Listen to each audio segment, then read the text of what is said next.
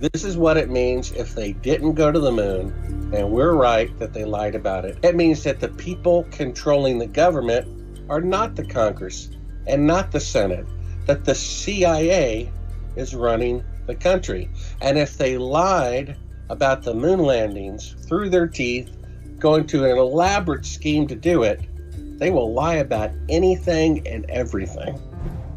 Hey friends, thanks so much for tuning in. Join me as we take a walk down occult lane and cover a topic we've not covered very much in the past, and it's the topic of the moon landings. And before we begin, I just want to remind everybody that in 1968, the Club of Rome was formed, and its purpose was to create a crisis that would unite the world and condition us all to the idea of global solutions to local problems. In a document called The First Global Revolution, authored by Alexander King and Bertrand Schneider, on pages 104 and 105, it stated, "In searching for a new enemy to unite us, we came up with the idea that pollution, the threat of global warming, water shortages, famine and the like would fit the bill.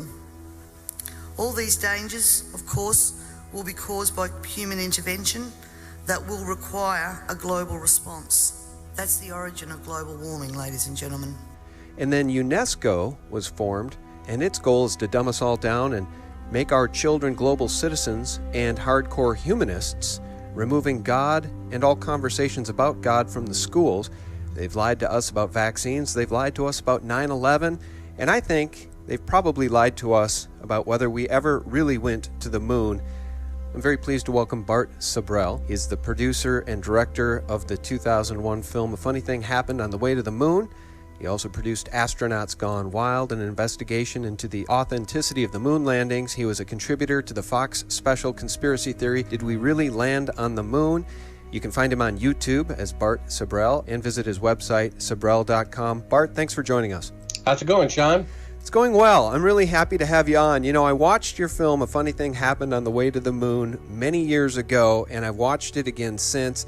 I think it is just a fantastic documentary because, you know what? It forces people to use their critical thinking skills. And once you start to do that, you discover sound bites like this one. Let me play this, Bart, just to set the stage for our skeptics out there and the hardcore believers that believe much that they were told as children. This is from NASA's Eugene Kranz, who said they just don't have the telemetry data anymore. I haven't seen anything that indicates the telemetry data is even in existence, and as I said, even if we had it, we don't have the machines to play it back.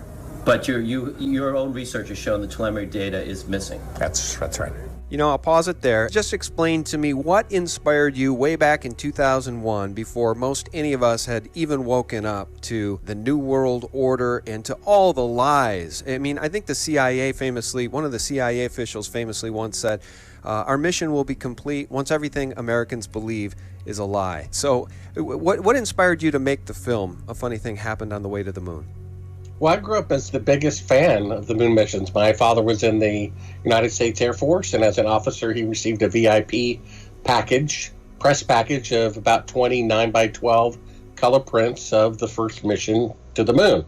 I was about 4 years old at the time, asleep in bed, and a few weeks later, he got the package of pictures, gave them to me as a cherished present, and I had them on my wall. Every day I saw them, 365 days a year, times 10 years, over 3,600 times I looked at those pictures and believed we went to the moon. And then by the age of 14, 10 years later, I saw a television program with its guest, a gentleman by the name of William Casing, who worked for Rocketdyne. And because he was an editor of interdepartmental memos, he was one of the few people who saw the whole picture of the space program, departmentalization being one of the methods they use for secrecy. He was above that, had high security clearance, and he saw a memo that said the likelihood of going to the moon on the first attempt with 1960s technology and returning the men safely to Earth was about 1 in 10,000. So I, after the program, went to the bedroom wall, and sure enough, I looked at these pictures with new eyes. The important thing is that it caught me as an open-minded 14-year-old. And in order to see the truth, we have to be open-minded. In fact, one of the greatest stumbling blocks to perceiving the truth is our own pride. pride blinds us from seeing the truth. And fortunately, this notion that the moon landings might have been falsified caught me open-mindedly. And I looked at the pictures, and sure enough, there were anomalies in the photographs, which I discussed, and a funny thing happened on the way to the moon. Then you add another 10 years to that. By the time I was 24, I had become a filmmaker. My job as a filmmaker is to make fake scenes look real. I even got complimented one day by a filmmaker with more experience than me, and he said, "Bart, I love the way you used the sunset out the window." And I said, well, that was actually an electrical light that we had mimicking the sun. So that's how I discerned that the pictures were not real, that they were lit in a television studio, because that's the craft that I worked with. And I can tell you even what kind of lighting they used, that it was not sunlight, it was electrical light, and it was this kind of electrical light. Well, there I am, 24 years old, editing a film one day for the producer of the TV show I'd seen 10 years earlier as a 14-year-old, whose guests said we didn't go to the moon. And I said, "Do you remember the guy who said that?" And he said, "No, I don't remember, but call the San Francisco production office." I called them up, and they said, "Good thing you called today, because we're about to delete all 10-year-old files, and you would have never been able to track down the guy." So I tracked him down, and already then I was thinking, Sean, if they didn't go to the moon, they might have killed this guy and had someone impersonate him so that whistleblowers would come to him and they could take care of that. So I even called him from a payphone across the street just to make sure I was being as cautious as possible. But within a few minutes, he had this great grandfatherly personality that I knew he was genuine. And he suggested that I do a film about it, being a filmmaker. Well, I paid my salary myself for about 6 months out of savings and did nothing but research how the shadows that should be parallel in sunlight intersect, sometimes at 90 degrees, how 2 of the 3 astronauts from the first mission rarely give interviews, how the administrator of NASA resigned days before the first mission, how the Soviets had launched the first satellite, the first animal, the first man, the first woman, the first spacewalk, the first crew of 3. All these firsts, 5 times the amount of hours in space as the U.S., and they never went to the moon. And I started thinking, maybe the guy's right. I would say at that point, I estimated there was about a 1 out of 4 chance that the moon landings were fake. Seeing how it's the greatest event in history, next to creation and the Messiah coming, I'd say that's a dangerous possibility. Now, I have a relentless personality. I've always liked puzzles. I even drew mazes as a kid. And I said, if they didn't go to the moon, I'm the type of guy who could dig that up because I like puzzles and I'm relentless. So I actually, Sean, turned down the project for fear of my life. I said, if they didn't go to the moon, this could be dangerous, looking into this. And I wanted to have a wife and family someday. And I said, why should I risk my life for someone else's folly years ago? So I actually turned down the project. Then another 5 years go by. I started reading the Bible at the request of a client who said, hey, if you read the Bible, I'd get this script of yours to a famous filmmaker. I picked up the one-year Bible in 1989. And in 5 years, I had read the Bible 5 times. And I still wasn't a Christian, but I at least had a foundation that there is right and wrong, there is light and darkness, and there is a distinction between the two. And that if they didn't go to the moon, I realized, Sean, that that would be more profound of an event historically than if they'd actually gone. Let's say they could go, they could put a man on our closest planet, heavenly body to Earth, and come back, or they didn't go. They embezzled what would be now $150 billion, murdered people to keep it a secret, lied to Congress, lied to the Senate, lied to the scientific community, lied to the encyclopedias, and this is the government that claims to be the righteous light on a hill. If that happened, that would be more profound of an event historically than if they had actually gone. And I realized this might well be the case. And for the sake of history, like having a cure for cancer that's repressed, I said, I'm going to die anyway, and I might as well die for a purpose. So I changed my mind 5 years later. I started producing. A funny thing happened on the way to the moon. We raised about $1 million to produce these films, and the financier of our films is right now a board member of an aerospace company building rockets for NASA, who wishes to remain anonymous. And he knows from an engineering point of view, the the calculators that they had back then, the computer processing power, which is 1/1,000,000th that in all of NASA that a modern day cell phone could not calculate the trajectories and the synchronizing of the two rockets, mating, lifting off from the moon and mating with the spacecraft allegedly orbiting the moon. Well, and not to mention, let me jump in and say, not to mention the impossibility of real-time communications at a distance of 240,000 miles. I mean, the point is that anybody with a cell phone who's lost signal knows that it would probably be very difficult with late 1960s technology to communicate in real time with a spacecraft 240,000 miles away, Bart. Well, yeah, this investor who has an IQ in the range of Bill Gates and Einstein, who put up $1 million, who's right now building rockets for NASA, okay? He knows from an engineering point of view that they cannot go to the moon today, much less 50 years ago. The reason why they destroyed all the technology and all the blueprints and all the data that would have proved how they did it was to mask the fact that they didn't do it. So they're saying they spent $150 billion to go to the moon, and the rocket specifications to prove how they did it, they deliberately destroyed. The telemetry data to prove where the spacecrafts were, they deliberately destroyed. And all the original photographs and videotapes which would prove it, they deliberately destroyed. The fact that they destroyed it is proof that they didn't go, because if they really went, they would never destroy it. But if they falsified it and all that data and blueprints could prove the rocket didn't have enough fuel, the computers didn't have enough processing power, or the lunar module didn't have enough batteries, then they would destroy it, which is exactly what they did. Yeah. So the fact that they destroyed all that data. Yeah, it speaks to the cover-up of a crime. I just want to give people sort of my top 5 anomalies that make me believe it's highly unlikely that men were sent to the moon. And in fact, this was a production sold to the American people and sold to the global population as massive propaganda. Well, in my left hand I have a feather. In my right hand a hammer. And I guess one of the reasons we got here today was because of a gentleman named Galileo a long time ago who made a rather significant discovery about falling objects in gravity fields. And we thought that where would be a better place to confirm his findings than on the moon. And so we thought we'd try it here for you.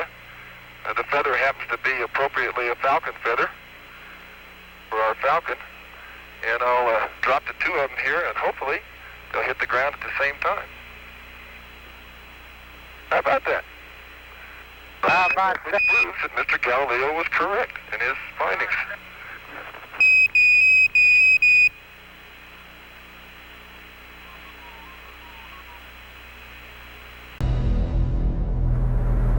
Houston, we've had a problem. Houston, we've had a problem. Here is a bulletin from ABC News.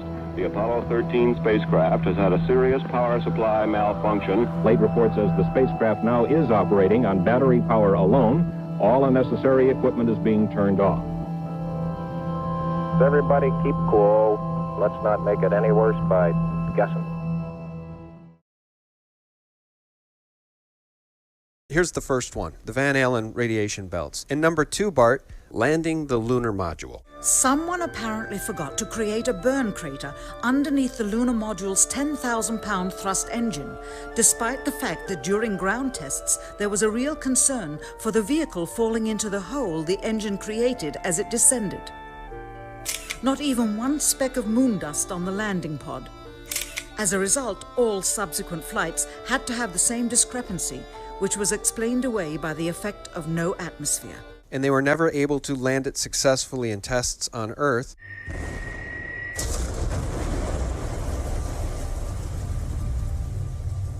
Number 3, the audacity of telling us they brought a rover, a dune buggy, to the moon. I mean, are you serious? They had this thing down so perfectly well, and it was so easy and so risk-free that they brought the extra added weight of a dune buggy so they could tool around on the moon. It's absolutely preposterous. The cost of the 3 moon rovers in 21st century currency? Nearly $60 million each, though they had fewer parts than a Jeep. Where was all this money going? Number 4, background mountains in many of these pictures are identical, and it's impossible for them to be identical. Here's one with the lunar module. And then here's the same mountain shown with no lunar module. And number 5, the Apollo 11 post-moon landing conference with Buzz Aldrin, Michael Collins, and Neil Armstrong, where it feels a lot more like a funeral than a hero's welcoming of 3 men that just landed on the moon. When you looked up at the sky, could you actually see the stars and the solar corona in spite of the glare? We were never able to see stars from the lunar surface or on the daylight side of the moon by eye without looking through the optics. I don't recall during the period of time that we were photographing the solar corona what stars we could see. I don't remember seeing any. Those are sort of my top 5 anomalies that make me believe that there's more to the story, Bart. Well, Sean, believe it or not, if you read this article, which you're going to link in your video, which is called Did They Really Walk on the Moon 48 years ago on the very first attempt? There is so much evidence in that article. Now, it's a lengthy article, and it has lots of video clips and references. There's so much more proof that they did not go than the fact that they claim that they did. And here's why. If you could name any time in world history, so we got, at least 6,000 years or more of civilization, if you can mention just one other time in which a milestone was met, like let's say first flight in 1903 by the Wright brothers, or crossing the Atlantic in 1927 by Lindbergh, or the atomic bomb in 1945, or breaking the sound barrier in 1947, or climbing Mount Everest, or going to the South Pole. If you could mention any other milestone in history that once it was broken, no one on Earth from any country was able to repeat it for 50 years. The only instance that has happened is the moon landings. Because if they could go to the moon on the very first attempt with 1960s technology, men would have been on Mars 25 years ago. Yeah. I mean, it's so illogical. Absolutely. It's unbelievable. It's like someone saying we split the atom, but we can't repeat it for 70 years. They're saying it's going to take 20 years from today to, quote, return to the moon. But their goal in the 60s was only 8 years. So with 50 years older technology, it only took them 8 years to go to the moon. And now with half a century, better rockets and computers, it's going to take them 20 years to go to the moon. The farthest they can go today is 1/1000th, as they claim to have gone 50 years ago, with 1/1,000,000th the computing power of a cell phone, with all that antiquated technology. It just is completely illogical. The only reason why people still believe we went to the moon, despite that obviousness, is because it's a positive conspiracy. I don't know of any other positive conspiracy. I mean, whoever killed JFK, he's dead. Whoever did 9/11, 3,000 people are dead. But this is a positive conspiracy. We went to the moon. America's great during the Nixon administration, during the Vietnam War protests, a distraction, a pep rally, something to feel good about. Your team won the Super Bowl. Well, what if I told you, Sean, your team, your hometown, they cheated to do it? You're ready to punch me in the face. And what if it's true? I mean, it's to me, it's so amazing. There's so much proof that they didn't go compared to their acclaimed of the facts that they claimed they went to the moon. There's really no comparison. Yeah. Well, let me back you up here. Cars have gotten more economical and more powerful. Certainly better since, the Model T.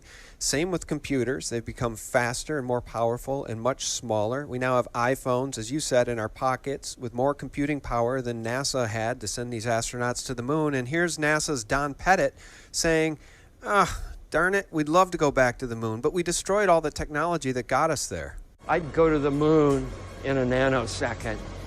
The problem is we don't have the technology to do that anymore. We used to, but we destroyed that technology, and it's a painful process to build it back again.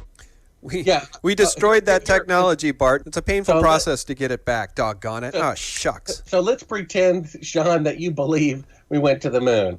I'm going to help you win the debate. You tell me one other time in the entire history of the world when a new technology was developed and they deliberately destroyed it. See, then I go, hello? Because it's never happened.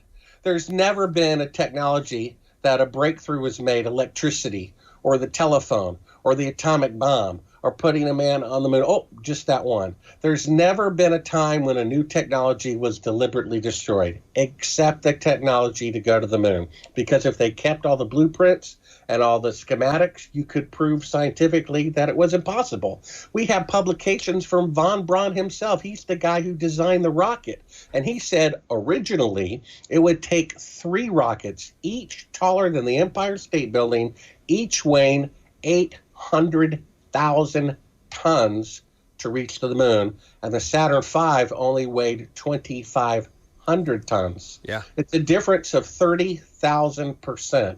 And then he said you'd have to have a space station built first, ferry all of the extra fuel, and from there go to the moon. And then he said once you landed, you'd have to go into a cave because there would be a 50% chance every 24 hours of a catastrophic failure because of micrometeorites causing catastrophic decompression in the spacecraft or spacesuit. And they're leisurely walking around the moon for days and days, and no one ever had a micrometeorite. I mean, it's absolutely unbelievable that they would bring a car to the moon and drive a distance away that they couldn't walk back in the event there was a failure in the mechanism. I mean, it's so preposterous. But people wanted to believe it. They wanted to believe in technology. They wanted to believe in America is great. And we're trying to take candy away from a baby here, Sean, in order to get people to see the truth. They don't want to give up their candy. I've talked to professors at universities who said if they saw an Apollo astronaut on national TV confess that it was fake, they would still believe that the missions were real. Well, they want to believe it so much. We've been indoctrinated since children with this story. And you're right, it's a positive story. It's a patriotic story, and we want to believe it. But again, as I started this video, as I started this interview, just about everything we've ever been told has been a lie. So think what it means if they didn't go and lied about it. Let's think about that for a minute. This is what it means if they didn't go to the moon, and we're right that they lied about it. It means our country, the United States of America, that we're genuinely patriotic for, being an honest country, a moral country, that they lied about the greatest accomplishment of mankind. They held ticker tape parades for these people. They gave them congressional medals of honor for lying. It means, because we know Congress and the Senate didn't vote for this, it means that the people controlling the government are not the Congress and not the Senate, that the CIA is running the country. And if they lied about the moon landings right in front of your eyes, through their teeth, going to an elaborate scheme to do it, they will lie about anything and everything. Yeah. And if that's the country that we're a part of, and if that's the country that is leading the world in democracy and freedom, then think what that really means. And people will not accept that.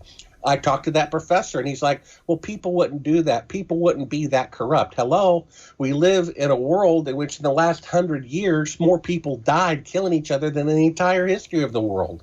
Genocide, killing millions of people because of their religion, raping babies, stealing, Nobel Prizes through plagiarism.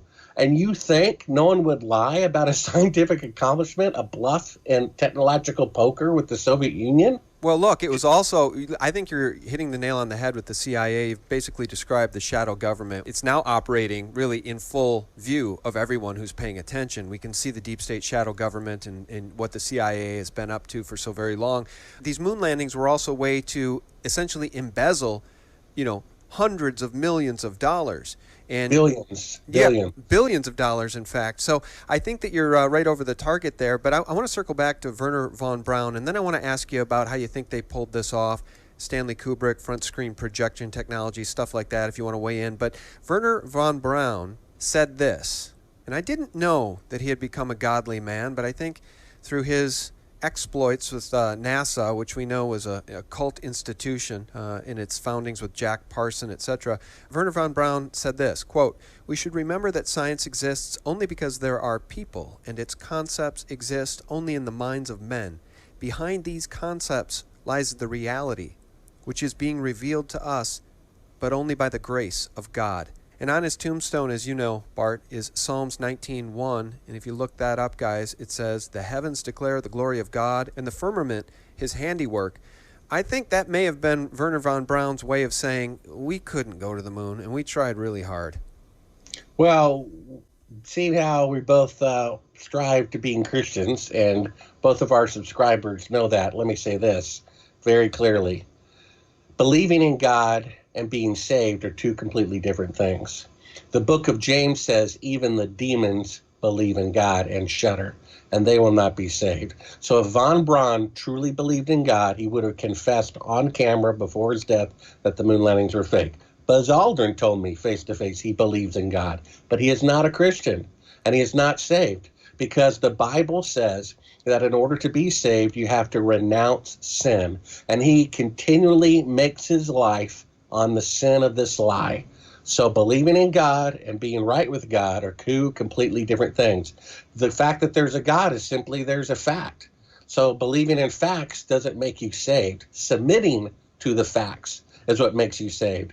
And if Buzz Aldrin or von Braun truly believed in God, they would go before the public and confess their sin, and through that they would become saved. But they didn't do it yet. Therefore, according to the Bible, not me, they are not saved. They are not right with God. Let me ask you how you think they pulled this off. Where do you think they pulled it off? Do you have any idea? And do you think that Stanley Kubrick's front screen projection was used? I know NASA and Stanley Kubrick had a very cozy relationship when he was making 2001: A Space Odyssey, and he had access to technology and cameras from NASA that nobody else on the planet had access to. I think that's a very, very interesting part of the story. What's your thought on how they pulled this off? Well, actually, his relationship with the U.S. government and the military began long before that. It was actually during the making of the film Dr. Strangelove, where he got basically the technology of the B-52, put that in the background, and from then on, of course, the kind of the black humor, dark humor of the film was kind of very attractive and appealing to intellectuals in the military as well. So the military loved Dr. Strangelove. They thought it was a brilliant film. He got access to, at that time, pretty secretive equipment, photographed it in the film, and got away with it. And of course, 2001, produced in 1966, 67, 68, was about going to the moon. And seeing how the moon missions were fake, that means someone was in charge of the fake photography. They could either hire the general of the media department at the Pentagon and have great security and amateur results, or they could hire the best filmmaker on the planet and worry about security later. Well, that's had to have been their choice for that short-term benefit. Sure enough, Kubrick was already in with the military through Dr. Strangelove. He was producing a film about going to the moon. Von Braun and Eugene Kranz, who we heard from earlier, they both visited the set of 2001: A Space Odyssey. And in the film The Shining, which Kubrick left all these clues, including the little red rum boy with an Apollo 11 shirt on, and then he insisted contractually, and good thing he did because he died before the film came out, that the film Eyes Wide Shut, like me looking at all those pictures on the wall without seeing the truth, he insisted that opened on the 30th anniversary of the launch to the moon, and that's when the film opened. And that NASA gave him this lens that could photograph in natural lighting, which he used for the film Barry Lyndon a few years earlier. Yes, there's a lot of connections. Now, his family, who I've talked to, they say, he would never do such an immoral thing as faking the moon landing. Well, the thing is, they don't get him like I do. They see him as dear old dad and dear old husband. But I kind of know him from a filmmaker's point of view. He just took it as a challenge. He didn't see it necessarily as an immoral issue. He saw it as a great filmmaker's challenge of a lifetime to make a film so real that people actually thought it was real, and that would be his little secret. He and a lot of people who were involved in the moon missions died at the age of 70, as did he. His wife knew something was suspicious. That's why she volunteered. Hey, there were no suspicious circumstances regarding his death, even though no one asked him about it. You know what I mean? And the odds are he had something to do with it. Whether or not that's relevant or not is another issue. Yeah, well, the other thing about Kubrick is that, he may have been coerced. It's a little bit like taking a loan from the mafia. Once you've made that relationship with the mafia, they're probably not going to let you not take a second loan type of thing. And if you got some help on some of these other films, when they needed a favor, I think they called it in, and Stanley may have had to play ball. And I think the Stanley Kubrick part of the story is very, very intriguing, as is the use of front screen projection. There's a terrific documentary about Kubrick's potential involvement in these moon landings. The name of it escapes me. Do you know which one I mean? Well, there's several. I think one is called Room 237. Yeah. And I forget the other ones, but I've been in touch with, I think, one or more of those filmmakers about it. When it came to my attention, I think in the late 80s, that there was that little red room boy had the Apollo 11 shirt on him. Yeah. And, it's pretty interesting. I mean, he would be the guy they would choose to fake the moon missions, and the fact that he left little clues mentioning Apollo 11 in some of his films is pretty interesting. Yeah, it's intriguing, but let's circle back to the CIA, because I know in your film, you actually have a clip in the film.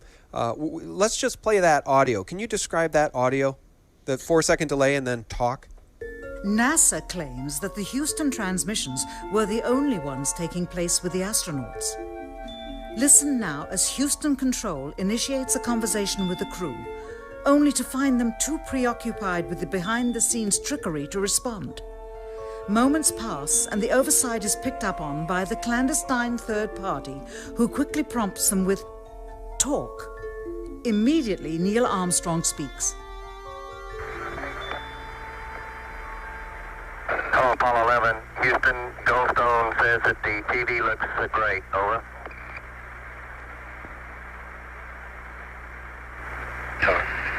Okay, Roger. We're mapping in on Earth. Again, the illusion they are attempting to create is the Earth at a distance to demonstrate their far journey from it. Yeah, so I get back to, after my hiatus of turning down the project and then reading the Bible and realizing that I'm going to die anyway, I might as well go out in a blaze of glory fighting for the truth, I changed my mind, decided to produce the film, A Funny Thing Happened on the Way to the Moon, raised about $1 million for the series of films, and about 3.5 years into this 5-year project, I again thought there was at least a 1 out of 4 chance that the moon missions were fake, but I was still trying to be open-minded and given the benefit of the doubt. Then about 3.5 years into this 5-year project, I pop in a tape and it says on the screen, "Do not show to the public." An old reel received by mistake. It contains the raw or unedited footage of the crew of Apollo 11, Michael Collins, Edwin Aldrin Jr., and Neil Armstrong, staging part of their mission for nearly an hour in living color, with exceptionally clear behind-the-scenes audio of conversations discussing the techniques used to achieve a disingenuous picture depicting the Earth at a distance. So for detractors of the film who say this footage is readily available, all you got to do is see the beginning of the head of the reel. It says, "Do not show to the public." So for having that on the head of the reel and claiming it's widely available, it's a pretty big contradiction. It's amazing when people lie to prove their points, then their points are lies. You know what I mean? Well, that's what Snopes does full time. That's all Snopes is it's to discredit viable and intelligent conspiracy theories. And in fact, many of them are just wide openly well-known conspiracies. They're not even theories anymore, like the whole 9/11 false flag event. I mean, but leave it to Snopes and these people to try to debunk everything. So, but that piece of footage, how did you get that footage? That just magically was mailed to you? Well, Bill Casing thinks someone sent it to me deliberately. I can tell you that what was on the label of the tape and what was in the content of the tape were two different things. Most reporters were satisfied with their pre-edited compilation reels. So when the event happened and in all the subsequent anniversaries where they show a few seconds of the mission, they only looked at the first few tapes that came out of NASA's press office and were satisfied. I asked for everything, every picture, every video, every film footage, everything from just the first mission. I figured if they faked it, they're more likely to have made a mistake the first time they faked it. Well, after 20 or 30 of these reels being basically the same thing over and over again, I kind of got tired of looking at them. And when I was editing the film, not with nonlinear equipment, I had kind of postponed the first part of the film where I wanted to count down in real time. And I always had clips of it going from a minute to 30 seconds to 10 seconds, but nothing a minute all the way down, which I thought would be kind of dramatic. So I finally went through the last couple of reels of footage that I had and popped one in. It said, do not show to the public, and I hit fast forward. And even though I had specifically asked for unedited footage, everything from NASA was edited, except this and one other reel. And so I'm seeing this shot of like a black TV screen with a little blue tennis ball-sized Earth in the middle of it for 10 minutes, 20 minutes, 30 minutes, 40 minutes, kind of wiggling around and thinking, oh, this is unedited footage. This should be pretty good. So I rewound it, hit it play, so watch it in real time. And you hear NASA say, actually it's Goldstone or something. No, it's NASA saying, NASA headquarters saying, hey, the TV picture looks great. Then there's about 4 seconds of dead air. And then Neil Armstrong says, yeah, we're glad the TV picture looks great or something like that. But right before he responds, you hear crystal clear. So it doesn't have a radio EQ of NASA, it doesn't have the radio EQ of Houston or the astronauts. It's like crystal clear on a microphone, some third party saying talk. Understand, too, that only about 20 seconds of this raw footage was ever broadcast to the public, and these conversations discussing their deception were believed to be private, until now. Here they discuss that these television transmissions were in fact not broadcast live as everyone believed. They were first screened and edited for playback later. Roger, Neil. We just wanted a narrative such that we can, when we get to playback, we can sort of correlate what we were seeing. Thank you very much. Here they discuss the fact that they have turned out the lights and have blocked out sunlight from entering the spacecraft through the other windows as to not cause any reflected light to fall onto the spacecraft's wall in the foreground. Okay, very good. Well, we shut out the sun coming in some of the other windows into the spacecraft, so it's looking through the number one window, and there isn't any reflected light. The reason this was done is so that the truth of the matter would not be revealed. It is this.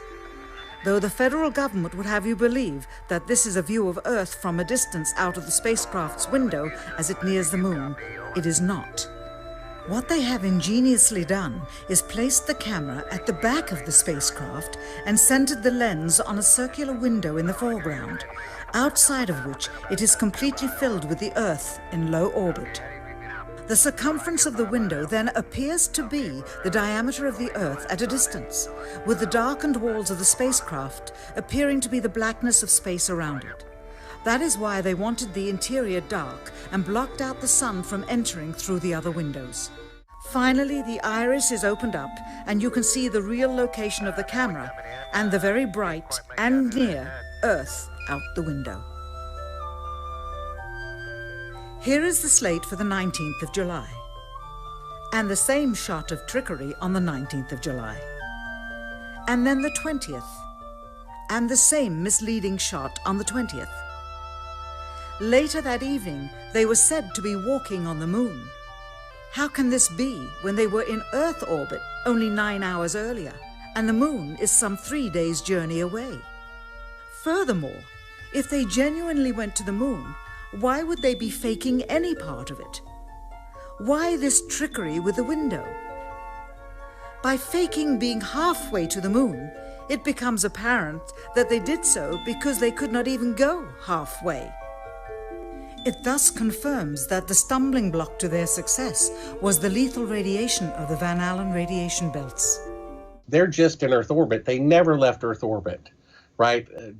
They admitted it, in that clip of Kelly Smith from the Orion Project, that the Van Allen radiation belts, which don't begin until 1,000 miles above the Earth, and the space shuttle space station is only at 250 miles, and they say it's a dangerous field of radiation, and we must first develop the technology before we can send people through it.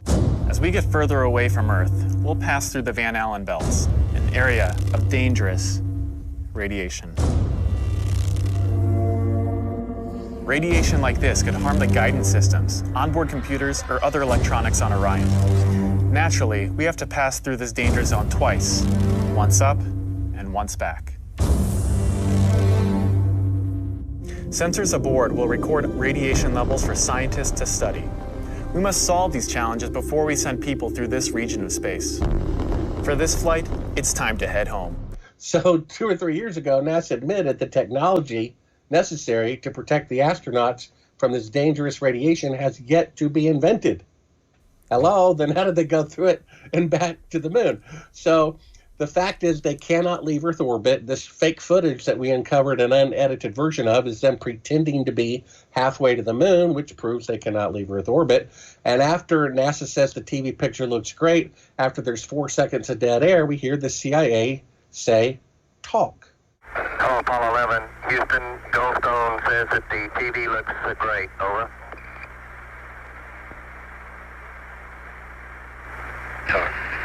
Okay, Roger, we're coming in on Earth.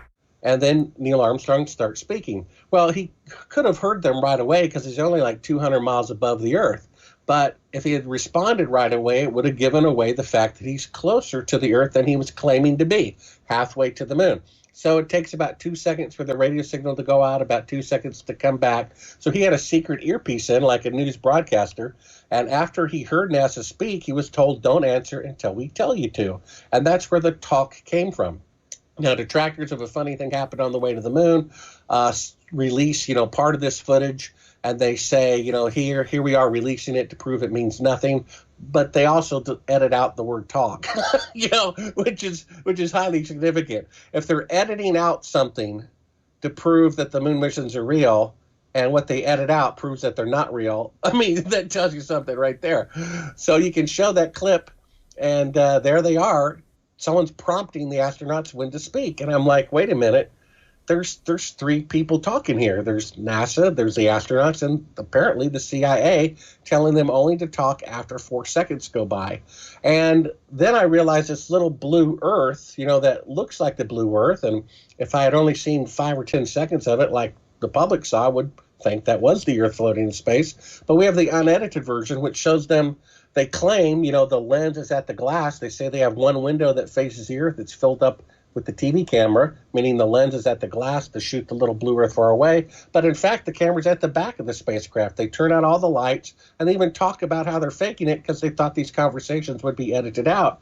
And then several feet in front of the camera in the dark spacecraft is a circular window outside of which it's filled with the Earth in low orbit. So you're seeing a portion of the Earth outside of the window. They even insert a little crescent piece of black material into the window to make it look like the Terminator line. And it looks really convincing if they show you the best 5 or 10 seconds. But we have the outtake of like an arm getting in front of the window when they take down the screen or whatever they have constructing it. And it's really remarkable. I mean, I watched the footage 3.5 years into it, and I'm thinking, they're faking being halfway to the moon. And it took me a second. I'm like, they're faking being halfway to the moon. What does that mean?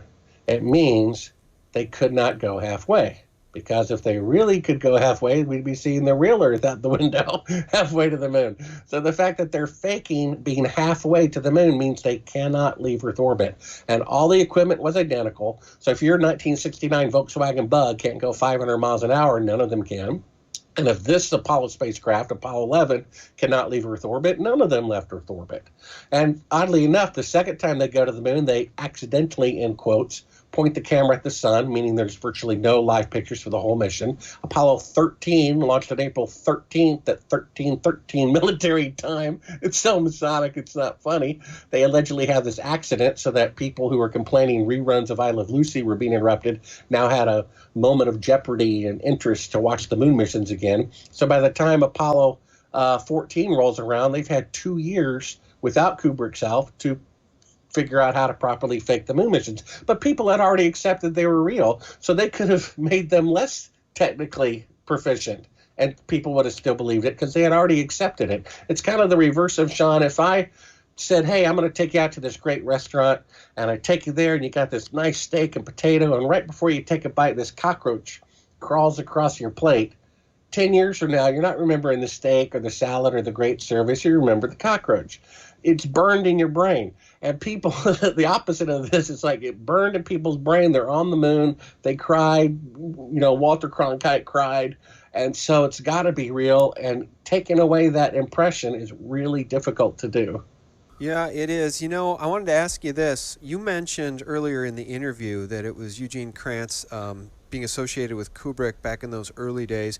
And it just dawned on me that that clip that I played earlier, that's Eugene Krantz. I haven't seen anything that indicates the telemetry data is even in existence. And as I said, even if we had it, we don't have the machines to play it back.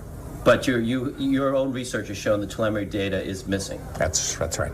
Is that the same Gene Krantz who is the hero in Apollo 13 and is played by the Hollywood actor Ed Harris? We never lost an American in space. We're sure as hell not going to lose one on my watch. Failure is not an option. Is that the same Gene Krantz? Yeah, he was the flight director. So basically, if you see the funny thing happened on the way to the moon, which I know you'll link to, there's this great dolly shot right before I saw the rockets exploding. Dolly shot meaning it's like going from left to right, past all the computer consoles. I want you to take a look at that again and notice everybody's kind of kicked back watching television. No one's really doing anything. They have like 20, 30, 40 TV screens, headquarters, and no one's really doing anything. They're just kicked back. And that moment in time is like seconds before they go to the moon for the very first time, and they're doing nothing but watching television. You see, the number one reason I hear why the moon missions must be real is because 200,000 people were involved, and those number of people couldn't keep a secret. Well, of course. You really think they're going to be stupid enough to tell the guy who made the glove or the door or the boot, hey, good job, but hey, let me let you in on a little secret. The moon landings are fake. Don't tell anybody. Give me a break. The computer consoles, who are closer there than almost anybody, did not know that the moon missions were fake. One of them confessed years ago. They could tell no difference whatsoever between a simulation and an actual flight. So the computer console people didn't know. The astronauts obviously knew. Von Braun knew. And probably the flight director knew, so that he could steer people's mind away from mistakes as they happened into believing that they really went.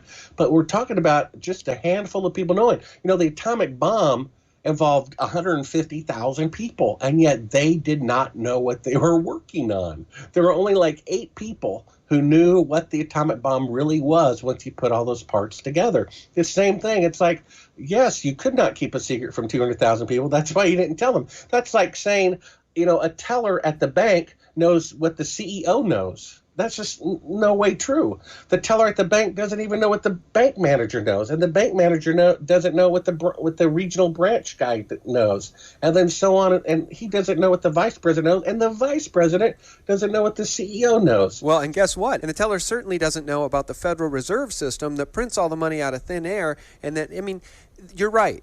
It's all compartmentalized. It's all need-to-know basis. And if it's the CIA involved in this thing, then certainly it's going to be compartmentalized. And I get a real kick out of that Eugene Krantz soundbite that NASA lost 14,000 reels of scientific moon landing data.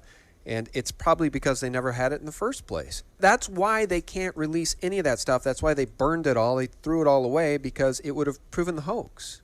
But your own research has shown the telemetry data is missing. That's right. Well, yeah, the State Department, by the way, going back to Von Braun, the State Department said, had Von Braun not died when he did, like in 1975, he was weeks away from being indicted as a war criminal, and for contributing to the genocide of thousands of slave laborers working on the V-1 and V-2 rocket during the war. And so, the guy was a Nazi, and they knew all about deception and propaganda and things like this. What's most hypocritical, we know the Bible says that people who teach or instruct the law are to be judged more strictly than everybody else. And yet our government is the exact opposite. All these laws that apply to you and I do not apply to the Congress and the Senate or the president or the FBI and all that stuff, which is exactly the opposite of morality. And so you have all these organizations that write laws. For example, after World War II, they said, okay, now propaganda, government-issued propaganda, they wrote a law. They said it's illegal for the press, the media, or the CIA, or anyone to publish propaganda. What do you think the moon landing was? That was nothing but propaganda. Then you had in the late 1950s the quiz show scandal, where Time magazine had on its cover the smartest man in America, who was smart because he got the answers in advance. So to prevent that from happening again, Congress wrote a law. You cannot use television to deceive people. Of course, that does not apply to the government who uses television to deceive people through the moon landings. I mean, the moon landings have to be real, because if they're not real, it means our country is so corrupt. It's mind-boggling. And that's why people still believe it's real, because they don't want to face the reality that our government is totally corrupt, totally immoral, total liars, and embezzlers of money, murderers of people. The original founding document that we each have the right to life, liberty, the pursuit of happiness, according to Gus Grissom's own son, who's a 747 pilot. His father was murdered in the Apollo 1 rocket because he was not playing ball with NASA. He, in my mind, was not going to go along with faking the moon mission, so they took him out. So we have a government that takes away your right to life. Isn't that amazing? The government that our founding fathers say we have the right to life, they took it away. We have a government supposed to be of the people. Well, heck, the Congress and the Senate didn't even vote to fake the moon landing. That was done for us by the CIA. So it's a government of the CIA, of the obscure 1/1000th of 1% minority. So we don't have a government of the people anymore. It's mind-boggling, because if the moon missions are fake, that's what all of this means. It means we have a shadow government, that it's not a government of the people, that the government is taking away individual, targeted assassinations of people who do not cooperate with the immoral behavior. That's what all of that means if the moon landings are fake. And yes, indeed, they are fake, and that means all the rest is true.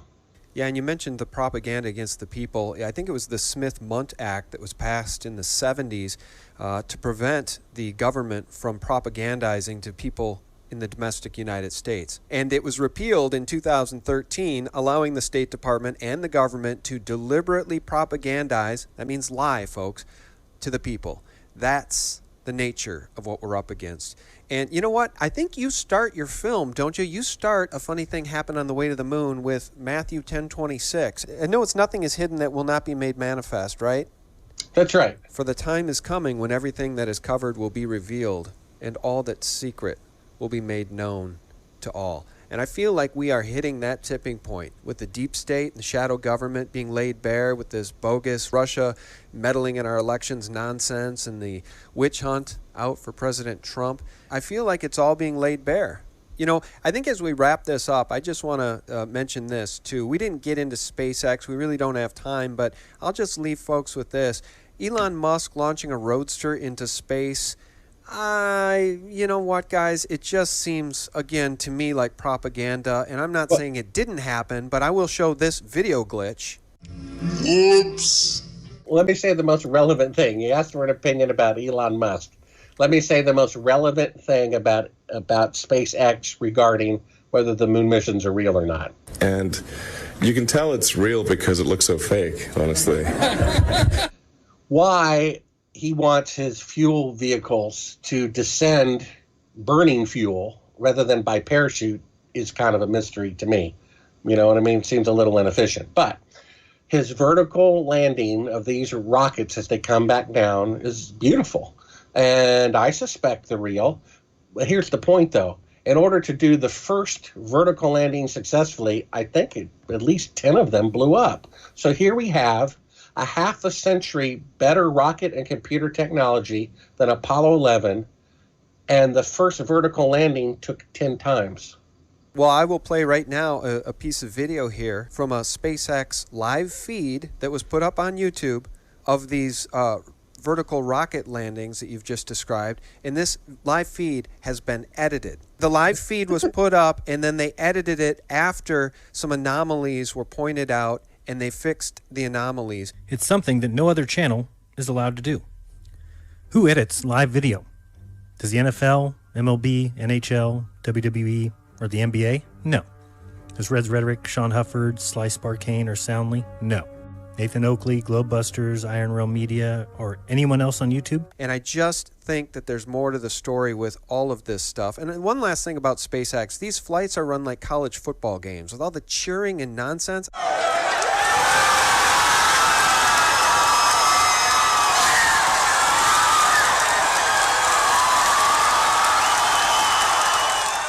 There's something strange going on with SpaceX. I mean, a Boeing 777 is flown with more professionalism than these space flights, which are, every time you watch a live one, it's like a college football game with these kids cheering.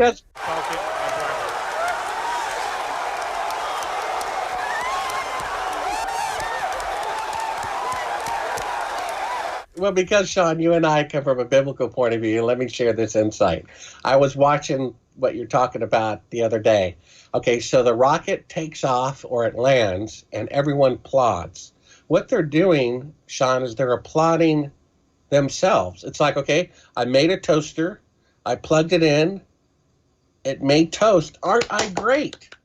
Yeah, but it's applauding yourself. Oh, agreed, but it feels like so much propaganda because, again... we know applauding yourself is dangerous. Yeah, but who are all these SpaceX people that just have the time to just stand around and celebrate like a big party? Like, again, the flight controls on the flight deck of a 777 are much more buckled down, as is the flight control tower. Right? You can't be cheering and having a grand old party every time a 777 takes off or lands. Look, I've been on airplanes with pilots. It's extremely professional. That's not what's happening at SpaceX. So again, they got caught editing a live feed that had been posted to YouTube and then changed later to alter these anomalies.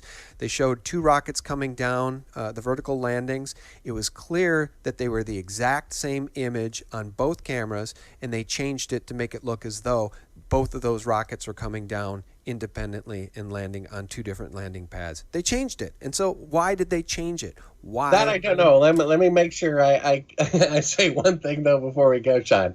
Back when Bill Casey first did Oprah Winfrey Show, okay, back when Oprah Winfrey was, just getting recognized. Well, the first time he went on national TV and said the moon landings are fake, immediately the CIA came out and said, oh, yeah, and you believe the world is flat, too. And then the same thing, when I make my movie, when people read my article, when I do TV interviews and say the moon landings are fake, then all this stuff about the Earth being flat comes up. Look, people, the Earth is round. If it were flat, lighthouses would be at ground level rather than elevated, okay?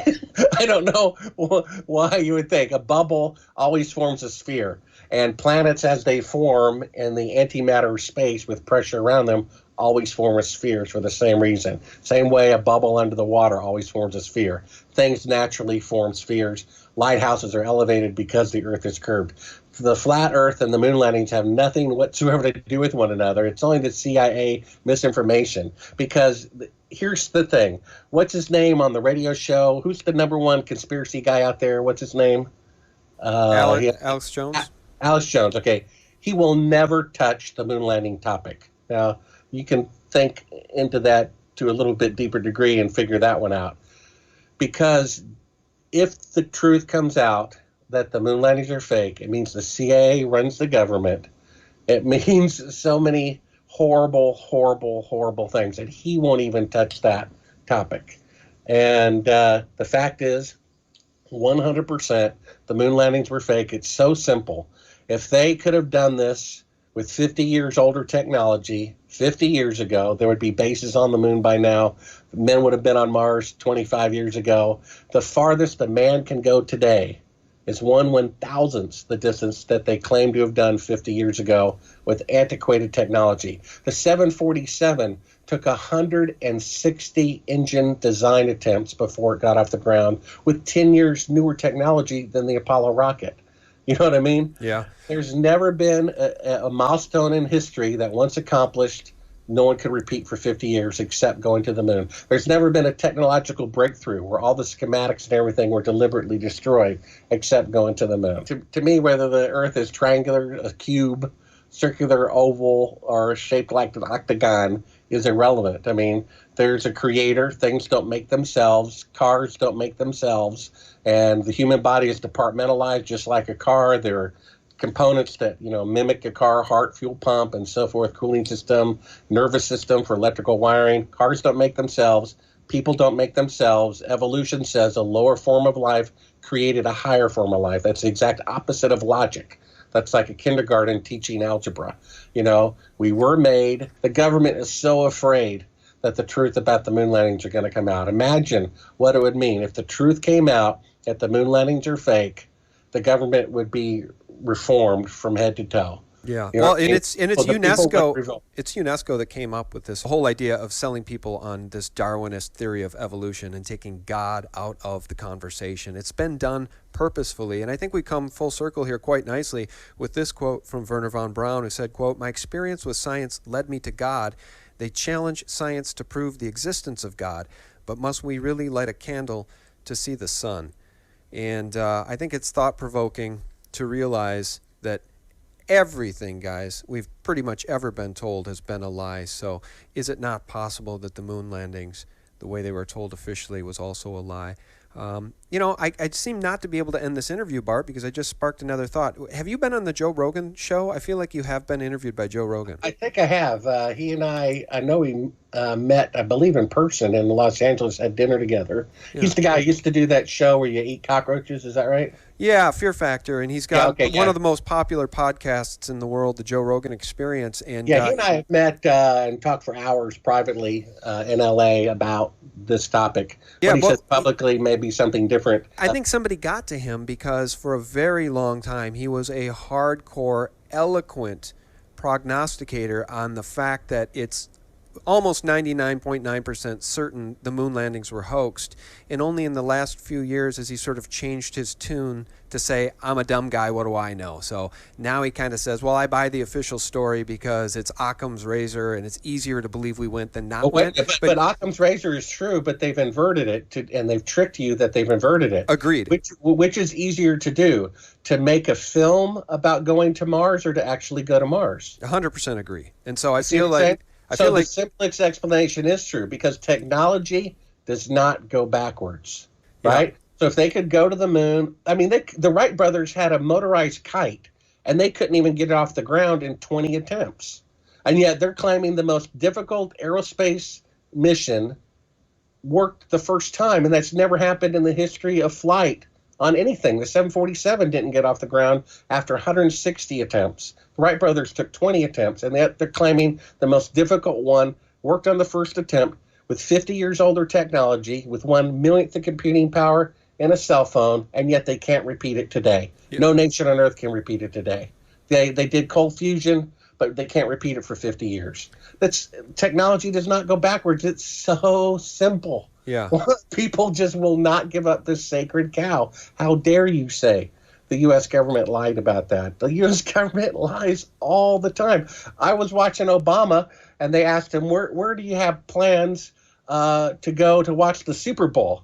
And he just smiled and said, we haven't decided yet. And you could tell he was lying. He can't even say the truth like, I can't tell you that for security reasons. I mean, he lies about everything. You know what I mean? Every president just, lies all the time. Eisenhower went on there. Have you got spy planes flying over Russia? Nope. Oh, one was shot down 3 weeks later. Why didn't he just say no comment? Or maybe we do, maybe we don't. I don't discuss those things. It's just so sad. Here's the spiritual picture. The greatest event in human history, secular at least, is putting a man on the moon. So how ironic. In the fallen, disgusting world, we live in a world where half the people don't have clean drinking water, where 1% of the population owns, 50% of the wealth. And in that world, it's just so poetically profound that the greatest event in human history didn't happen. The Titanic, the ship that God himself could not sink, never made one voyage. The Tower of Babel to reach to the heavens, never finished. It's just so in line with the human pride, arrogance. It's just, to me, it reeks of a message from the Almighty to say, what have you guys done? It's just stooping so low. They lied for really no reason. There was really no reason to do it other than arrogance, pride, greed, to misallocate money. You know, it's just pathetic. And in our country, I'm a patriot. People think I'm unpatriotic for saying this. No.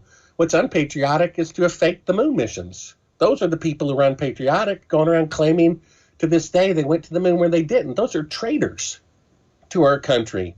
A government should be small and of the people and run by the people, and a government should tell the truth. Isn't that the case? So we're patriotic saying the moon missions are fake because they were fake, and them faking it was wrong.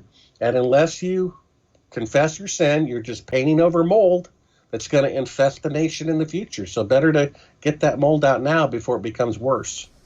Amen. Guys, I'll put a link to a funny thing happened on the way to the moon in the more information section below. And if you want to learn more, you can visit. Well, why don't you shout out your website there, Bart? Yeah, just go to mylastname.com, Sibrel, S as in Sam, I, B as in boy, R-E-L, Sibrel, S-I-B-R-E-L.com. You'll have a link to my YouTube channel, which you can watch a funny thing happened on the way to the moon. You'll have a link to Conspiracy Corner News at the Sleuth Journal. Just go down about 5 articles and read the article about why we didn't go to the moon. If you can read that article and still think we went to the moon, I don't know. 4 out of 5 people who previously thought the moon missions are real changed their mind after watching a funny thing happen on the way to the moon. But that article goes into so much detail, so much proof that the moon missions were fake. And again, it's just simple logic. To claim that they went to the moon 50 years ago and that they cannot go today, they can only go 1/1000th of the distance today with 50 years more technology is completely illogical. Technology does not go backwards, and they would not destroy the technology if they really went to the moon. They would only do that to cover Our guest has been Bart Sibrel. Bart, thanks so much for your time. I really do appreciate it.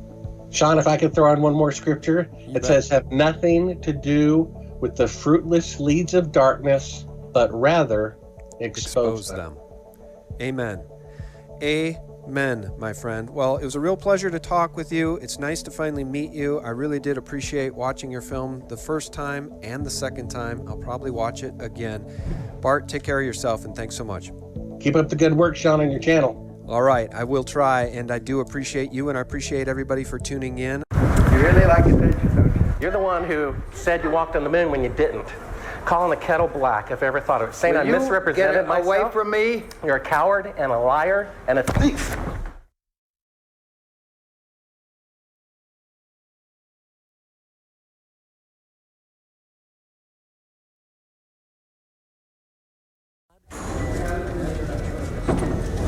You want me to knock you in the head?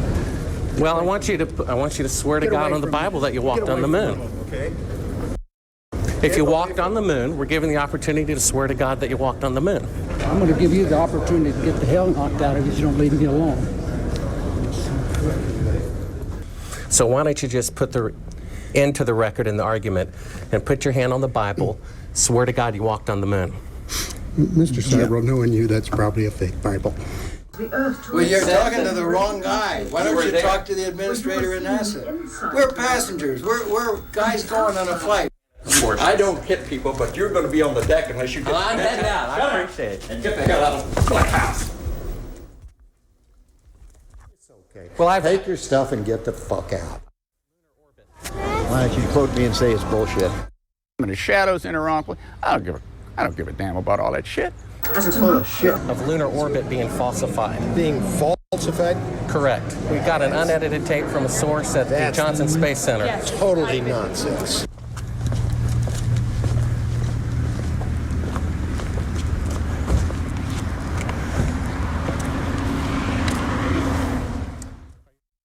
Mr. Sibrel, you do not deserve answers.